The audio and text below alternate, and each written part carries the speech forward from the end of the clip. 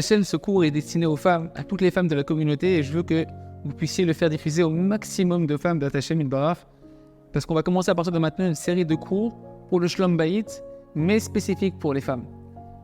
Donc, envoyez-le pour rentrer dans le groupe et recevoir toutes les vidéos d'Hachem qui vont être faites sur le sujet. Première chose, plus important que tout, c'est qu'une femme doit savoir l'importance du Shlom Bayit. Que toutes les réussites matérielles, spirituelles, jusqu'à la Géoula qu'on a tellement besoin, vont dépendre du Shlom Bayit. C'est-à-dire, matériellement, que ce soit la santé mentale, physique, du mari, de la femme, des enfants, de la famille, elle dépend du Shlom Bayit, la Parnassa. Toutes les réussites matérielles dépendent de la paix conjugale, comme on va le voir ensemble à Hachem. Au niveau spirituel, la Emouna, la lumière de la Emouna, la joie dans la maison, la pratique des mitzvot, toute cette réussite-là va dépendre du Shlom Bayit. Et au-delà de tout, la Géoula qu'on attend tous, on n'en peut plus, on veut que Mashiach se dévoile, qu'Hachem se dévoile. Ça dépend du travail que chacune et chacun des hommes d'Hachem va faire sur le Shlom Bayit. Tu peux faire toutes les mitzvot du monde, tu peux étudier la Torah du monde. Tant qu'une personne n'a pas la paix conjugale, alors elle n'arrive pas encore au but pour lequel elle a été créée. Il faut être clair là-dessus. Le but qu'on a été créé, on va le voir ensemble à Hachem, ça passe inévitablement par l'acquisition de la paix conjugale. C'est marqué dans la création de l'homme, un verset que tout le monde connaît dans Bereshit. Vayivra Elokim et Adam, Be'etzalmo, Be'etzelem Elokim bara oto, Zahar ou Nekeva bara otam. Et voilà que l'homme a créé, que Kadosh Baruch Hu Mechila a créé l'homme à son image. Oui, vous connaissez ce verset. Et c'est marqué qu'il l'a créé masculin et féminin, il les a créés. Qu'est-ce qui se cache ici? Le Zohar HaKadosh nous dit qu'effectivement, on a tous été créés à l'image d'Hachem, mais l'image d'Hachem, elle est à la fois masculine et féminine.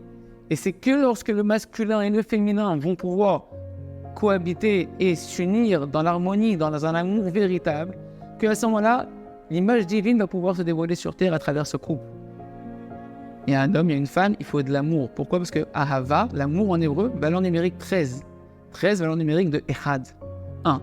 Lorsqu'il y a de l'amour, on fait 1, on réunit la dimension masculine d'Hachem, la dimension féminine d'Hachem, et on dévoile l'image d'Hachem, qui est le projet divin que Kadosh Baruch Hu veut pour chacun d'entre nous, cette perfection de Hachem Yitbarach. Mais tant qu'il n'y a pas d'union entre l'homme et la femme, alors il n'y a pas cette image divine qui peut se dévoiler. C'est marqué également que tant qu'il y a tout endroit où il y a un homme et une femme, mais qu'il n'y a pas d'ardoute, alors Kadosh Baruch Hu ne peut pas faire résider sa présence dans cet endroit-là. Le but de la création, c'est la présence divine qui vient s'installer sur terre. S'il n'y a pas de Shlom Bayit, s'il n'y a pas d'union entre l'homme et la femme, t'as beau être une tzadika, il a beau être un tzadik de son côté, la présence divine ne peut pas résider ici. Il y a un midrash également très connu qui nous dit que lo ish belo isha, ben isha belo ish. Il ne peut pas y avoir d'homme sans femme, de femme sans homme.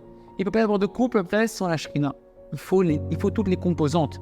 Et un homme et une femme ensemble, et qui sont dans le respect et l'amour d'après les lois de la Torah et de la Emouna, pour que la shrina soit parmi eux. Quand il y a la présence divine, il y a toutes les bénédictions. Toutes les manques, les souffrances qu'on a, c'est un retrait de la présence divine. Soit matériellement, spirituellement, tout c'est un retrait de la présence divine. Il y a du Shalom Bayit, il y a de la présence divine, il y a de la bracha, il y a de la réussite dans tous les domaines, comme c'est marqué Ish ve'isha chez Zachou, un homme et une femme qui sont méritants, la présence divine, elle est parmi eux.